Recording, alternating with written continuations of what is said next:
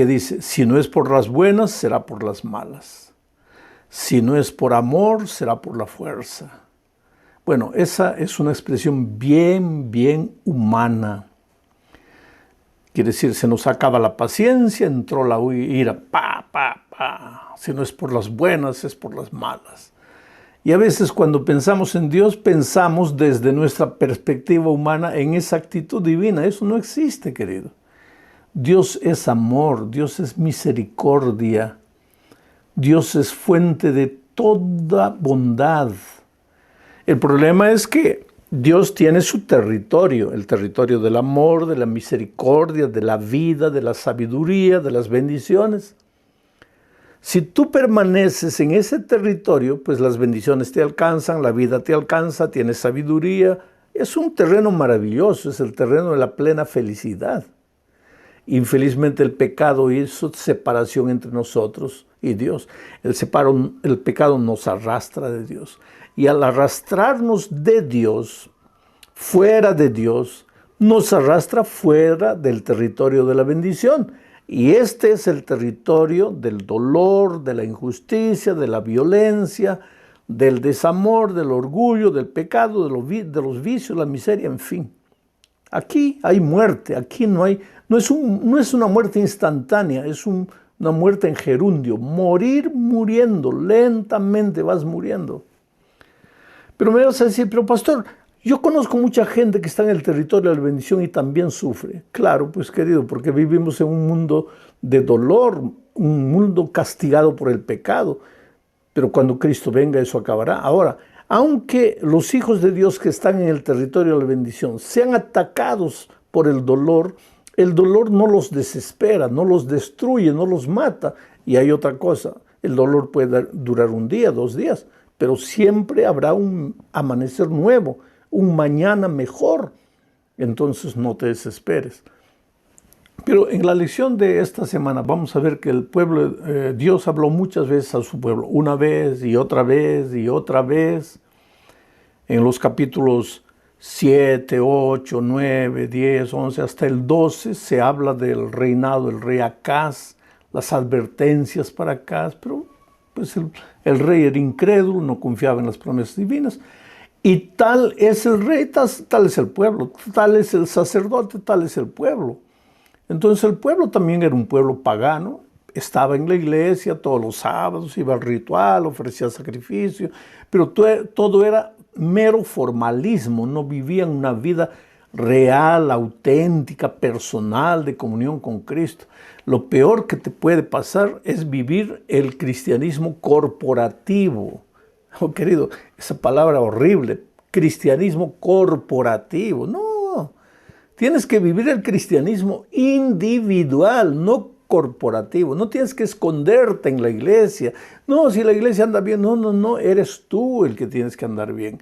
Eres tú el que tienes que volver los ojos a Dios. Entonces, la semana pasada quedamos en el anuncio de Dios de que nacería un hijo de la Virgen. Vamos a leer de nuevo los versículos 14, 15, 16 del capítulo 7 de Isaías. Esta semana veremos todo el capítulo 7 y también entraremos al capítulo 8. El texto dice así: por tanto, el Señor mismo os dará señal. ¿Por qué? Porque pues Acaz no había querido pedir la señal a Dios. Entonces Isaías le dice, por tanto, el Señor mismo os dará la señal. ¿Señal de qué? Señal de que lo que evidenciaría para ellos que los enemigos, Siria y Israel, que se habían unido y que venían contra el pueblo de Judá, no los iban a tocar, no los iban a destruir. ¿Y cuál era la señal? Por lo tanto, él mismo os dará señal.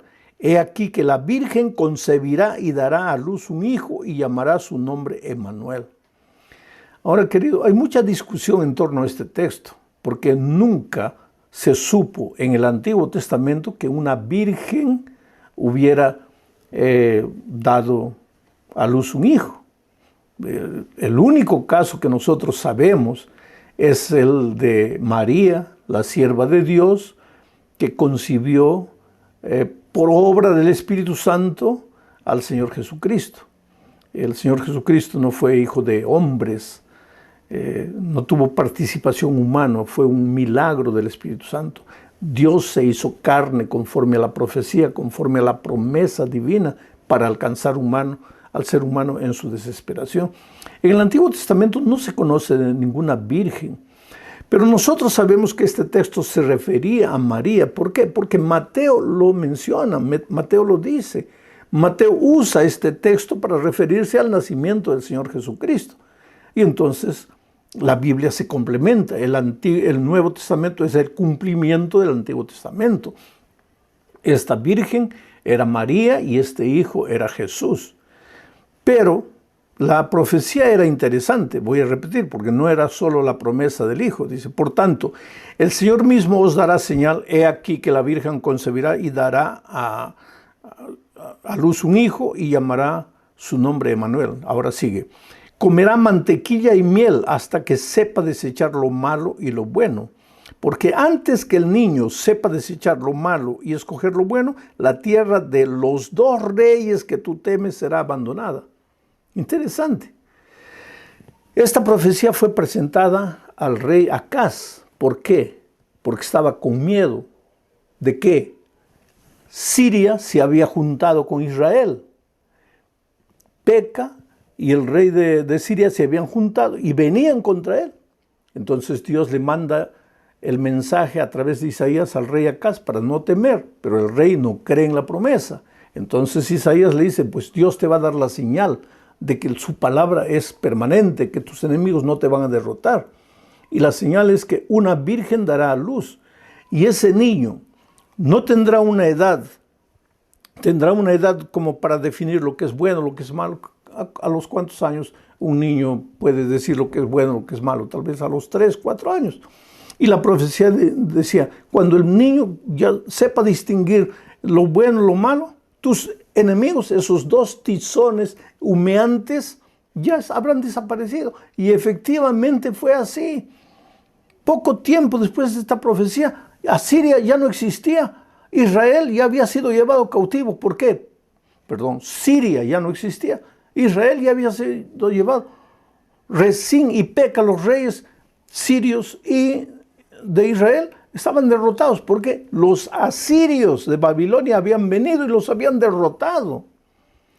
Pero querido, esta profecía es interesante porque ahora sigo leyendo el versículo 18. Cuando llegue ese día, el Señor llamará con un silbido a la mosca que está al final de los ríos de Egipto y a la abeja que está en la tierra de Asiria. Aquí figuradamente se está refiriendo a los egipcios como la mosca y a los asirios como la abeja. Abejas y moscas inundarán esta tierra. Quiere decir, los asirios vendrían del este y los del sur subirían los egipcios. ¿Para qué? Para destruir al pueblo de Judá. Versículo 19. Y estas vendrán, moscas y abejas, estas vendrán y acamparán en todos los valles desiertos y en las grietas de las piedras y en todos los zarzales y en todas las matas. O sea, los enemigos, los ejércitos enemigos harían una destrucción completa en el pueblo de Judá.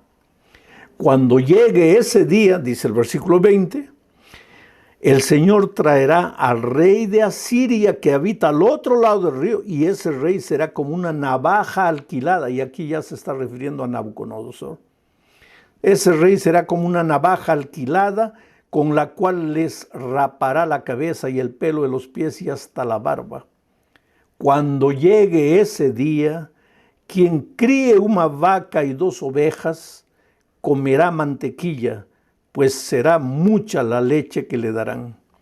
Sí, quien quede con vida en el país ciertamente comerá miel y mantequilla. Cuando llegue ese día, el campo donde había 1000 vides con valor de 1000 monedas de plata será un campo de espinos y cardos. Irán allá con arcos y flechas porque toda la tierra estará llena de espinos y cardos. Por temor de los espinos y cardos, nadie irá a ninguno de los montes antes cultivados con azada, porque solo servirán como pastizales de bueyes para que los ganados los pisoteen. O sea, ¿qué es lo que está haciendo Dios aquí? Dios envía a Isaías a hablar con el rey Acaz, porque el rey Acaz, pagano, idólatra, adorador de dioses falsos, se había apartado de Dios y estaba llevando a la ruina al pueblo de Judá.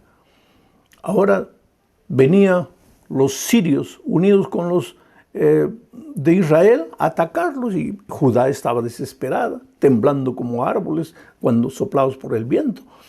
Pero Dios le manda un mensaje de esperanza. Sin embargo, el rey no cree, no confía.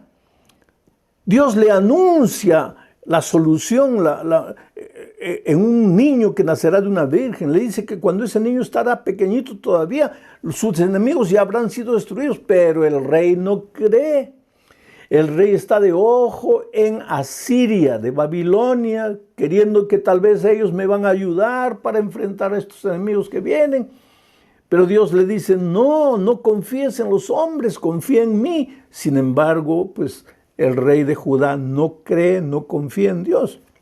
Entonces Dios le profetiza a través de Isaías. Le dice, tú estás mirando a Babilonia, tú estás mirando a Asiria como la posible solución para la invasión de estos dos enemigos que son tizones humeantes para mí.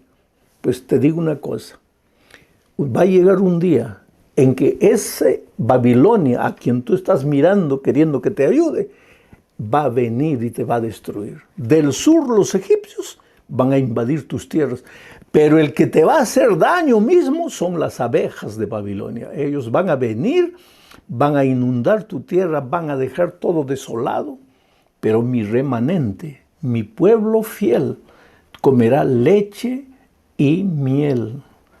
La tierra que fluye leche y miel, esa expresión se refiere a las bendiciones de Dios. ¿Qué es lo que Dios está queriendo decir? Hijo, en este mundo el dolor puede tocar a todos los seres humanos, inclusive a los cristianos. Pero mis hijos finalmente comerán leche y miel. Abriré las ventanas de los cielos, derramaré bendiciones hasta que sobreabunden. Oh querido, no te desesperes. Y ahora esto que te digo no es palabra bonita de predicador. ¿Tú crees que yo no he pasado por momentos difíciles en mi vida?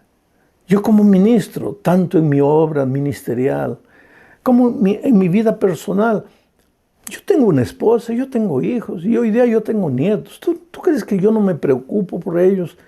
Que no hay momentos en que a veces veo a un miembro de mi familia cometiendo o tomando decisiones equivocadas. ¿Y qué hago yo? Sufro. Quiere decir, para mí la vida no es un mar de rosas, como no lo es para ti. Yo también tengo que pagar los biles todas las semanas, las cuentas, en fin, todos los meses. Pero ¿qué es lo que Dios te está diciendo? Hijo, mientras vivas en este mundo, pues puede venir el viento de aquí, el viento de allá, el enemigo de aquí, el enemigo, el otro se puede asociar con el otro, te pueden amenazar. Pero tú confía en mí. ¿Acaso no he hecho que una virgen haga nacer un niño? Y ese niño es Emmanuel, Dios contigo, yo nunca te dejo. Hay solución para tu vida, no estás arruinado, no estás desesperado. Eso es lo que te digo, querido. Confía en lo que te estoy diciendo, porque lo que te estoy diciendo no es palabra humana, es palabra divina. Estoy leyendo el texto. Todo el mundo estará desolado, pero tú no, porque tú eres mi remanente, tú eres mi hijo fiel. Y justamente de eso sigue hablando la lección. Porque entonces entramos ahora al capítulo 8. Dios le da otra orden a Isaías. Leo los versículos 1 al 4. Dice así: el Señor me dijo, escribe Isaías, toma una tabla grande y con un punzón escribe en ella acerca de Maher-Salal-Hasbaz. Qué nombre interesante, Maher-Salal-Hasbaz. ¿Y quién es este Maher-Salal-Hasbaz? Otro hijo de Isaías. Dice así: como testigos confiables, escribe Isaías, reuní conmigo al sacerdote Urías y a Zacarías, hijo de Jeberequías, Luego me allegué a la profetisa, la cual concibió y dio a luz un hijo. Esto es interesante, querido. Él recibió de Dios la orden, Isaías recibió la orden de tener un hijo con la profetisa. No sabemos cuál es el nombre de ella, pero está escrito aquí, la profetisa. Pero él no simplemente fue y convivió con la profetisa. Y aquí hay una lección valiosa. Él llamó a los testigos, hizo un matrimonio correcto. Porque aunque la cultura de nuestros días dice que puedes vivir con una mujer un año, después otro año con la otra, con la otra, con la otra. No, querido, la cultura puede cambiar estilo de comida, estilo de ropa, estilo de cabello, estilo de zapato, hasta estilo de música, puede cambiar lo que cree, pero la cultura no puede cambiar principios. Y lo que es principio, y los 10 eternos principios de Dios están en su sagrada ley.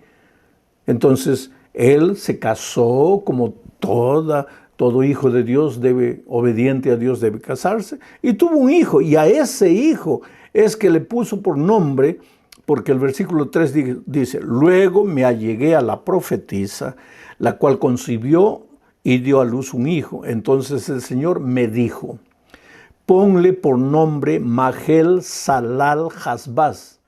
Ya Isaías había escrito en cartaces grandes por todos los lugares, está difícil el nombre, Maher-Shalal-Hash-Baz.